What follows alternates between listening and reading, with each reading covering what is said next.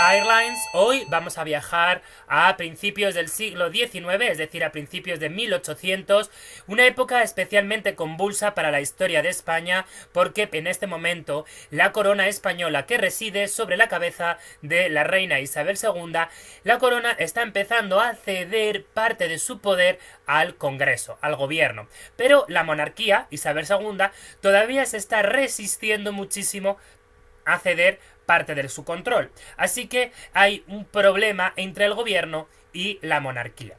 Es una época especialmente convulsa, como os digo, que afectará tanto a las clases políticas, a la economía, a la religión o al pueblo. Especialmente será en aquel momento cuando nazca uno de los periodistas principales de nuestra historia, que será Mariano José de Larra, una persona muy crítica con la situación que estaba viviendo en ese momento. Así que os dejo con Al, que os contará cómo precisamente hoy, día sábado, es el aniversario del nacimiento de Larra y algunas de las curiosidades que se darán a lo largo de su vida.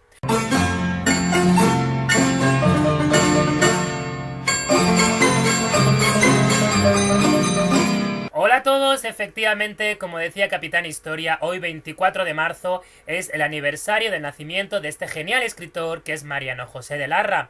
Así que vamos a celebrar su cumpleaños con 13 curiosidades de Larra. Bueno, ¿y por qué 13 curiosidades? Bueno, pues precisamente porque este número maldito va a perseguir a lo largo de su vida a Larra. Vamos a ver qué connotación negativa tenía para Larra el número 13. Así que vamos a ver estas curiosidades, estas 13 anécdotas de la historia de Larra en Madrid, que casi, bueno, precisamente parece que están sacadas de una telenovela. Ya lo vais a ver, es que parecen casi capítulos de una telenovela. Y es que, hablando precisamente de la historia de Larra, que parece que esto es un culebrón, yo casi me lo imagino algo como así.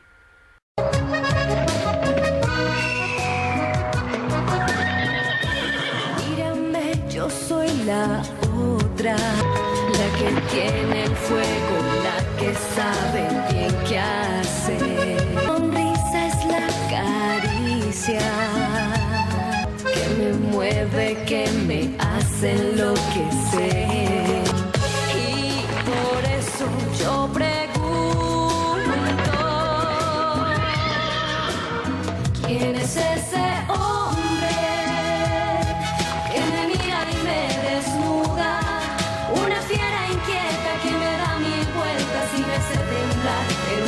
Sentir mujer,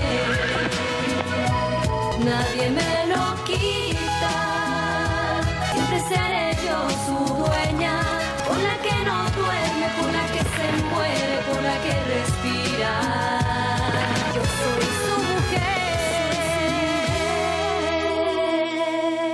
Primera curiosidad que vamos a ver es que Mariano José de Larra nació en la calle Segovia, cerca de lo que hoy en día es el Viaducto, una zona destinada no a familias pobres, pero sí de clase media, en este caso que trabajaban en la fábrica de La Moneda. Como os digo, eso será el 24 de marzo de 1809. Su padre, que era cirujano militar, era afrancesado. Así que en la guerra de independencia española, con la invasión francesa, cuando el ejército francés fue finalmente expulsado y con él José Bonaparte, la familia de Larra fue expulsada junto con Napoleón y emigraron a Francia. Es que en Francia tuvo una educación básicamente laica, basada en la ilustración y en el conocimiento. En aquella época ya comenzó a dar signos de melancolía, ya que apenas tenía amigos y se pasaba el tiempo leyendo solo en su habitación. Que a los 9 años volvió nuevamente a España. Primero pasarán por Valladolid y finalmente se quedará la familia a vivir en Madrid. Y estando ya en Madrid estudió en el colegio de los jesuitas de la calle Toledo y posteriormente en las escuelas pías de San Antón, las que están en la calle de Hortaleza. Un gran cambio para Larra, el que venía de la escuela laica, de repente está estudiando en escuelas religiosas. Y más cambio todavía si hoy en día se daría cuenta y que lo que era el colegio hoy en día es el Colegio Oficial de Arquitectos y un centro municipal deportivo que tiene piscina en la parte de arriba. Obligado por su padre, comenzó a estudiar medicina para convertirse en cirujano, como había sido su padre. Pero como esto no le gustó, dejó tras un año la carrera de medicina y empezó a estudiar Derecho. Precisamente, estando estudiando Derecho en la universidad, se enamoró de una mujer, hasta que se enteró que esa mujer era la amante de su marido. Te puedes imaginar lo que eso supuso para Larra. Así que dejó de asistir a la universidad, no se presentó a ningún examen y finalmente, completamente deprimido, rompió su relación con esta mujer y rompió su relación completamente con toda su familia. Larra decidió romper completamente los lazos con su familia, abandonar la casa familiar, abandonar la universidad y dedicarse por completo a la escritura, para lo cual decidió empezar a escribir pequeños artículos de opinión. Fue en aquel momento cuando creó su seudónimo de El Duende. En sus artículos criticaba duramente, como comentaba al principio, la situación económica, política, de la sociedad, de la educación y sobre todo a la clase política. A los 20 años decide finalmente casarse. Tras una relación bastante corta de noviazgo, se casa con una señorita de la burguesía madrileña que se llama Pepita Huetoret. Huetoret, no tengo ni idea. Os dejaré por aquí cómo se escribe. Una jovencita poco interesada precisamente por la vida cultural, política y literaria de Larra. Así que se casaron en la iglesia de San Sebastián, que está precisamente en la calle Atocha, el 13 de agosto de 1829. De hecho, si queréis, al finalizar del vídeo, si lo veis por completo, os voy a dejar un pequeño bonus para que veáis otras curiosidades de la vida de Larra. El año de su matrimonio, cuando ya tiene su primer hijo, conoce al amor de su vida, conocida como Dolores Armijo. Dolores está casada y está casada con el hijo de un conocido abogado de Madrid que se llama Manuel María Cambronero.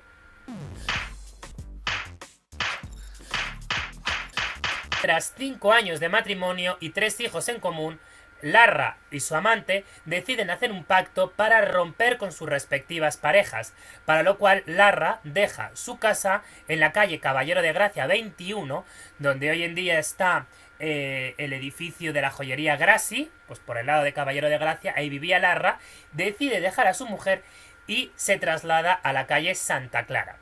En ese momento su mujer está embarazada de nuevo, pero Larra decidirá no reconocer a esa niña.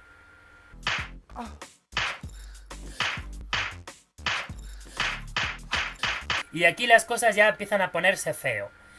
Y es que, antes de que Larra deje la residencia familiar, la mujer, Pepita, abre el escritorio donde Larra guarda todas estas cartas que está manteniendo con su querida Dolores.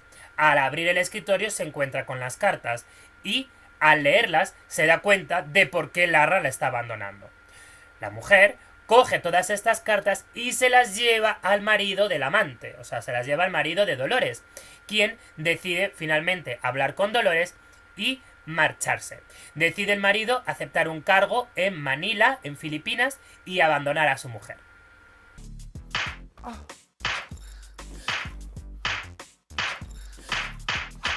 Dolores decide marcharse de la ciudad de Madrid, huyendo de la situación de chismes y cotilleos debido a su separación. Así que decide marcharse a Badajoz.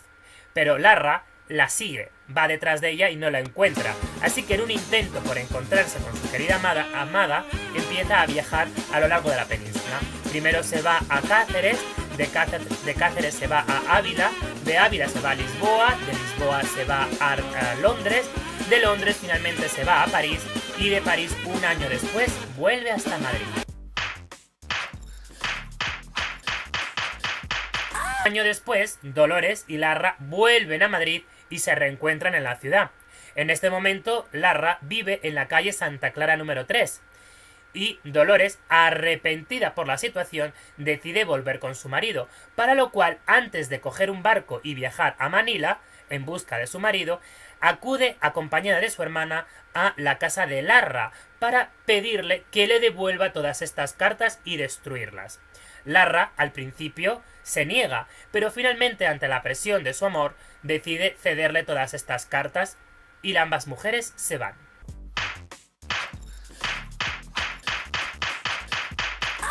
Ambas mujeres, al abandonar la casa, ya en la calle, oyeron un ruido. Era el ruido de un disparo que provenía precisamente de la casa de Larra. Al entrar nuevamente, se encontraron con que Larra se había pegado un tiro precisamente en el corazón como símbolo de la falta, de la ruptura de su corazón por la separación con su querida Dolores, y además se había suicidado mirándose al espejo para ver su propia muerte. Fue el 13 de febrero de 1837 y tenía en aquel momento apenas 28 años. En la fachada del edificio, a día de hoy, hay una placa que recuerda su memoria. Se casará un 13 con Pepita y murió también un 13. Como os digo, el número 13 perseguirá a la vida de Larra. Bueno, ¿y qué ocurrirá con Dolores? Bueno, pues que Dolores, ya recuperando las cartas y habiéndolas destruido, decide poner rumbo a Filipinas, pero el barco nunca llegará hasta Manila porque a la altura de la costa de Buena Esperanza hay un naufragio y no hay supervivientes. No me digáis que no son curiosidades que pueden ocurrir precisamente en cualquier telenovela.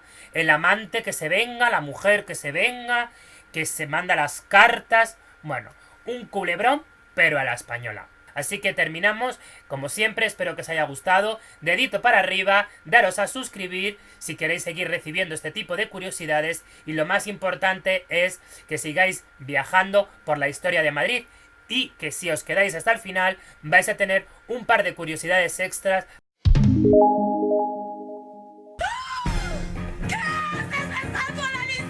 Podríamos ver, por ejemplo, que si vais a la iglesia de San Sebastián de la calle Atocha hay una placa, pero si os fijáis, la placa pone 13 de agosto de 1819, cuando Larra realmente se casó en 1829. Un pequeño fallo que debería ser subsanado. Te voy a dar una paliza que no vas a olvidar en tu vida, inválida del demonio. Y la última curiosidad es que esta última hija, os comentaba que decidirá no reconocerla, pero, bueno, se llamaba Baldomera, pero en el último momento, antes de morir, decidirá finalmente reconocerla. Lo más curioso es que esta mujer, cuando ya sea mayor, será la amante del rey Amadeo I de Saboya, rey de España, y además será la primera persona que creará la estafa piramidal. O sea que esta invención se lo debemos también a una persona española, de Madrid. Es Baldomera de Larra. Lo que va a hacer básicamente es ir recibiendo dinero, entregando los intereses a los que le iban recibiendo, y así a su vez ir recibiendo y cada vez amasando más y más dinero, hasta que finalmente cogió todo el dinero que había amasado y huyó.